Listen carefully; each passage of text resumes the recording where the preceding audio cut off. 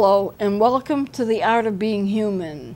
We've tackled a lot that has to do with guilt and worry, but the one thing we did not cover in the last shows I've done is how do you eliminate guilt? How do you get rid of it?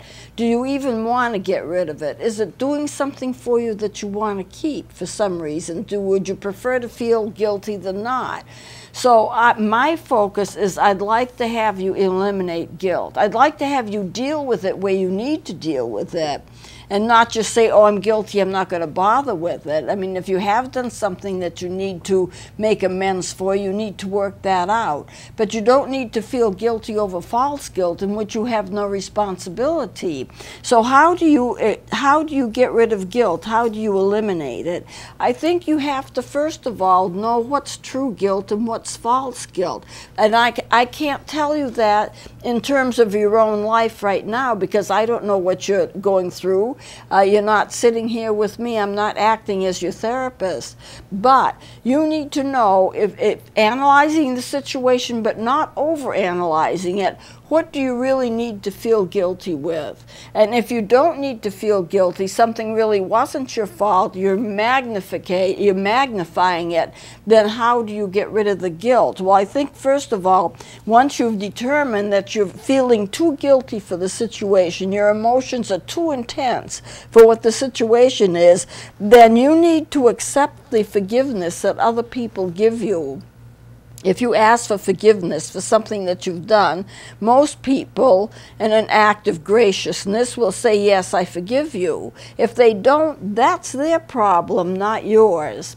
Once you've asked for forgiveness, you've cleared the air. If they choose to forgive you, that's fine, that's wonderful. But if they don't choose to forgive you, that's not your fault. You don't even have to feel guilty about that. It's now in their hands, and if they don't forgive you, well, then they don't forgive you. But that's not your problem. You have done what you need to do to make yourself feel better. So accept the forgiveness that other people give you. If you're a Christian, accept the forgiveness that God gives you.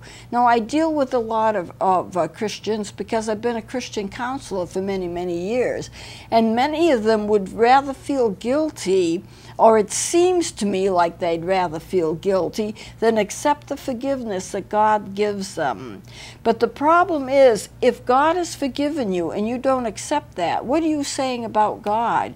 You're saying, I don't trust you, I'd rather feel guilty. In a sense, it's kind of slapping God in the face. I hate to be that abrupt about it, but that's what it's like.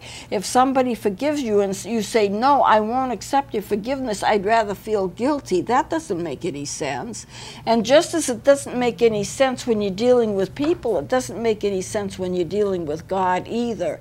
Accept the forgiveness that has been handed to you, accept it graciously, and now you are exonerated. It doesn't make the situation perfect, but it certainly clears the air, and it doesn't mean that you'll never forget what it was that you did, but on the other hand, it doesn't have to raise itself up to torture you with either. Now, don't allow others to control you with guilt. If someone's trying to make you feel guilty, I think you need to go right back on them and say, in a gentle way, I'm not saying be abrasive, it seems to me like you're trying to make me feel guilty because you keep bringing this up. Are you really trying to make me feel guilty? What is that doing for you? I already know what I did. I've already asked for forgiveness for what I did. I've already made amends as far as I know, to the best of my ability. Why would you want to continue to make me feel guilty? You know, I've counseled a lot of couples. And the one rule that I have is that neither person of the couple is allowed to bring up a past situation just for the purpose of acting as a knife to stab somebody else with.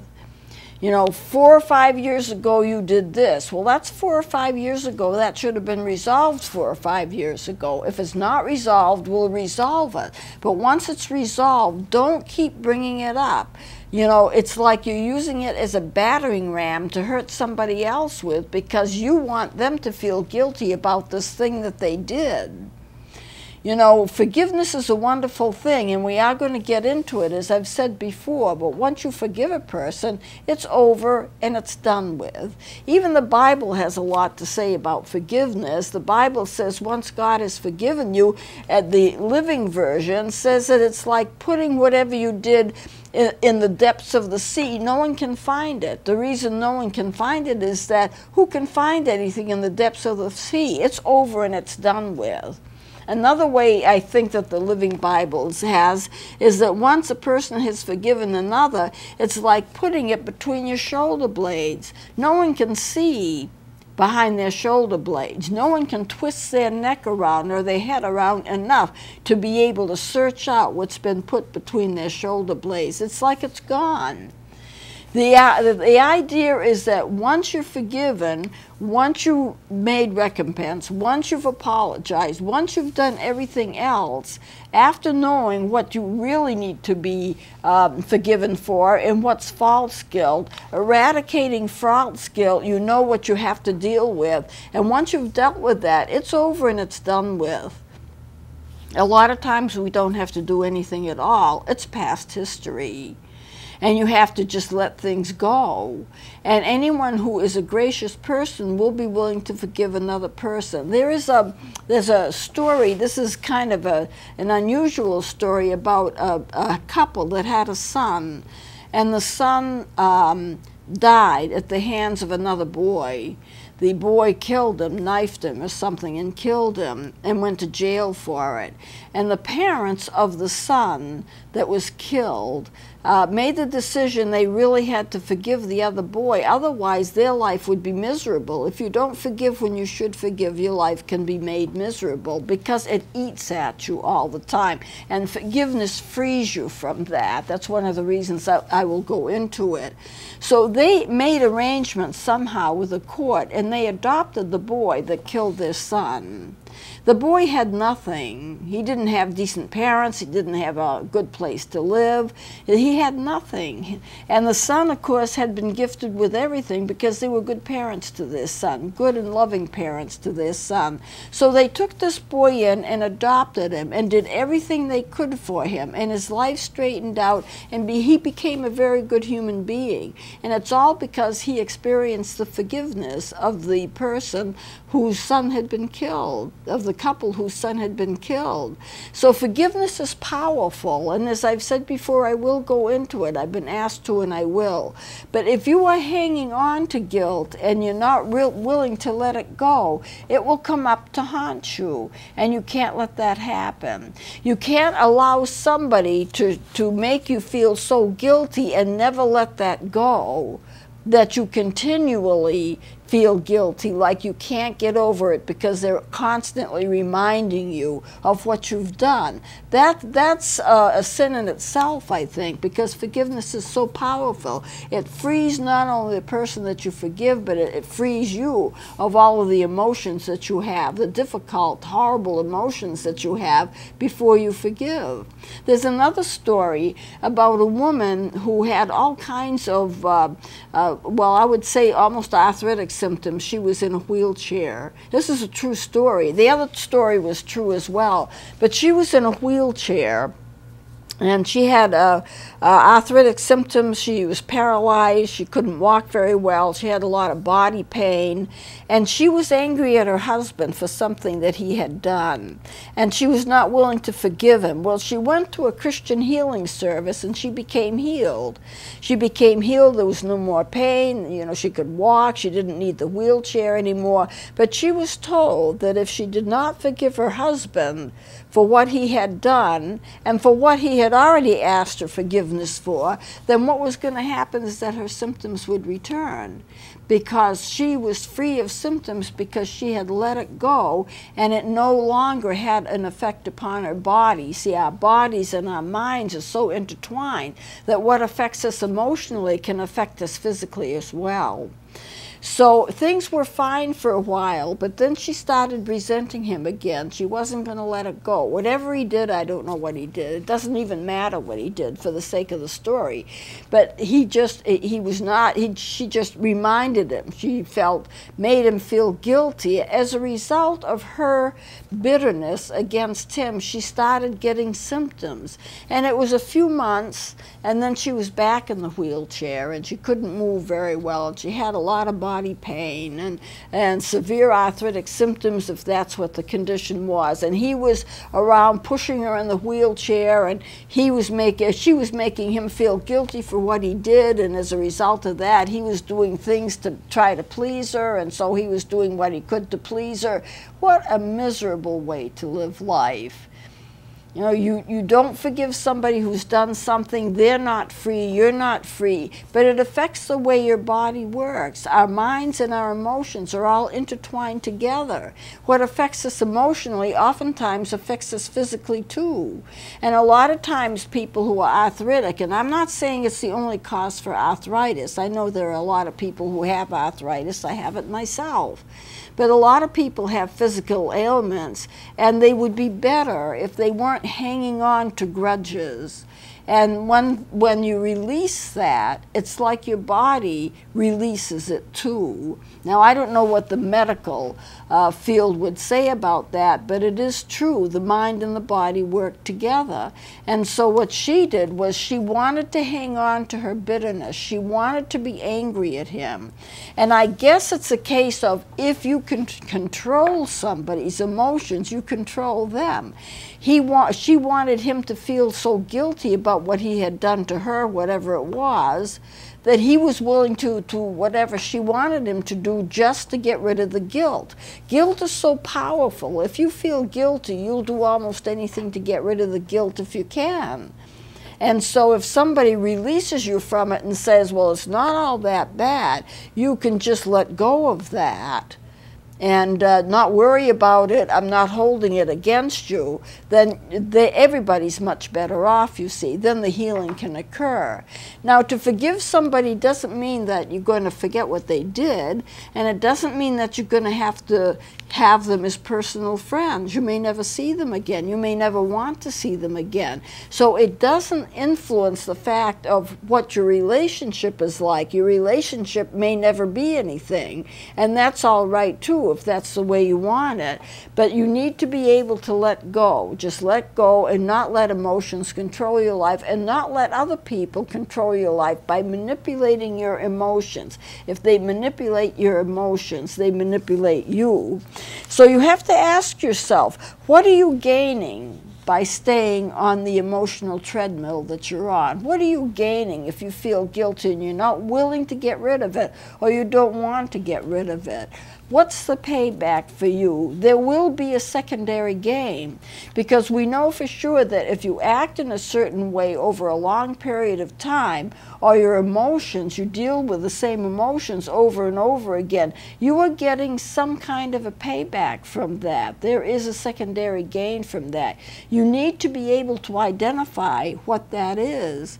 And it may be that the secondary gain isn't good for you and you're willing to let it go. Then you can have much better health. Now, why would you not? You need to ask yourself the question, why would you not accept freedom from guilt? Why would you want to feel guilty when you could have the freedom of not feeling guilt? And what are you avoiding by making yourself feel guilty? Are you using guilt or any other emotion to avoid facing something else? Oh, I can't face that because I'm so guilty over this. This is what I can handle now. Does that make any sense to you? Well, it doesn't make a lot of sense in terms of healthy living, but if you're going to have freedom from guilt, you're going to need to deal with the guilt and then let go of it. You need to not allow somebody to handle your guilt for you and make you feel guilty all the time, and because they can manipulate you into doing what they want. If they can make you feel guilty, it's a whole treadmill. It's a whole cycle. That cycle needs to be broken. I feel guilty, I am depressed. I did something, I feel guilty, I am depressed. Somebody else is making me depressed because they know what I did and they're laying it on me. Oh, I'm such a bad person, and they won't forgive me. Then they're bitter, and they have to handle the emotions of being bitter, and you have to handle the emotions of being depressed because you're guilty.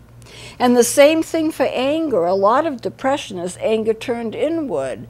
And if you're angry about something and you just don't do anything about that anger, you don't experience it, you're afraid to experience it, anger can be liberating. You can feel energized by anger. I'm not saying that you should stay stuck in it.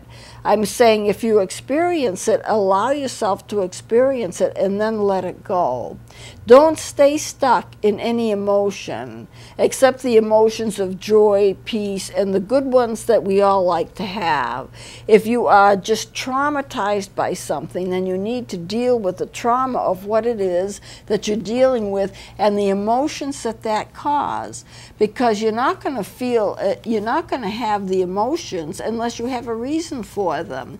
Remember, for every emotion, for every behavior, there is a cause. You need to go back to that cause, whatever it is. Not just perpetuate the emotion, but the cause of whatever it is, and try to figure out what should you feel guilty about, what shouldn't you feel guilty about, what should you be angry about, what shouldn't you be angry about. A lot of times we get angry over things that we don't need to be angry about. You know, be a little laid back. Don't let things bend you, you know. Be flexible, kind of go with the flow sometimes, even when you don't want to. There are times when you need to stand up and say, I'm angry about this and it's wrong and I've got to do something about it. But then there are times when we perpetuate emotion far longer than what we need to perpetuate it. And that causes problems because it causes us to go in the cycle of wanting that emotion, rehearsing what it is that that emotion is, rehearsing the reasons why we have that emotion, and not be willing to let it go. So if you are going to get rid of guilt, which is what this section is, if you're going to eliminate the guilt, you have to be willing to accept whatever forgiveness comes your way. You're going to have to do what you can to relieve the symptoms, but basically your attitude has got to be, I'm going to let go of this emotion because it's not doing me any good. If it's not doing me any good, if it's not solving any of my problems, if I'm getting a secondary payback from the emotion that isn't good, then I have to learn to let it go. There's no reason to keep it. You know, we can be joyous people, we can be healthy people, we can enjoy life. We may not have everything we want, but we have to learn not to resent other people for various things. I know I was working with a person, I was teaching them, and they hadn't had many successes in life, and they were angry at me because I had more successes in life than they did. And I was just helping them out, teaching them so they could pass a GED test, so they could get an equivalency of a high school diploma, then they could go on with their life. But they turned their anger against me because I had more than they did, or this particular person thought I had more than she did. And so I just had to kind of put it back on her and say, look what's happening to you now that's so much better. Look at what God's doing for you now that's so much better than you ever had before. I can teach you, I can help you, I can show you things. And you should be happy and taking advantage of that rather than getting angry because you didn't have the advantages, because now God is giving them to you. And you're starting to see that. You know, there is a Bible verse that says that He will I can't remember exactly what it says now, but He will take care of what the locust has eaten. He will replace in you what the locust has eaten. In other words, He's going to take care of you and give you things that have been taken from you because He's going to care for you that much that He will just give you things that you need to have. In other words, your life will be better. And that is a scripture in the Bible. I don't remember the exact reference for it, but it is in there. So in order to get rid of guilt, you need to make a decision to let go of it. If you can let go of the guilt, or let go of any other emotion that's bothering you, then you can be happy because it's now not controlling you. And if anyone's trying to control you by manipulating you with a certain emotion, just don't let them do it. Why are you trying to make me feel guilty? Why do you keep bringing up what I did? I thought it was all resolved. It should be all resolved. I'm going to let go of it. And more than that, you need to let go of it too. And I'm not going to let you control me by making me feel guilty. Sometimes you need to be just very, very plain. State very, very plainly what's going on. You are trying to manipulate me by making me feel guilty because you know if you make me feel guilty, I'll do what you ask, even if I don't approve of what you've asked me to do. Bring that up. If you need to, bring that up and tell a person, I'm not going to do something because you're making me feel guilty. That's not a good enough reason. I'm not going to let you control my life by trying to make me feel guilty. That's not a good enough reason. I will not allow anyone to make me feel guilty unless I know myself I have a reason to. And then if I have a reason to feel guilty, I'll handle it. I'll work with it. I'll do what's right. I'll apologize. I'll do whatever I need to do to make it right. Then after that, it's done. It's gone. I don't have to deal with it anymore. I'll remember it, but it doesn't have to raise its head to haunt me. The other thing I want to remind you of as I close off this section is the fact that if you have illnesses, physical illnesses, emotional illnesses, you may, as a symptom of those illnesses, be prone to feeling guilty, feeling like people need to control you, feeling that you never can be independent on your own. And for that, you need to get therapeutic help because no one deserves to have to feel guilty all through their lives. Everybody's guilty of something. Everybody's done something. But when you deal with it, you can let go of it. And the purpose of God's coming, anyway, of Jesus coming, was to take care of the guilt. That's one of the reasons. To redeem us means he had to forgive us. And when he forgives us, the guilt is gone. It's just not there anymore.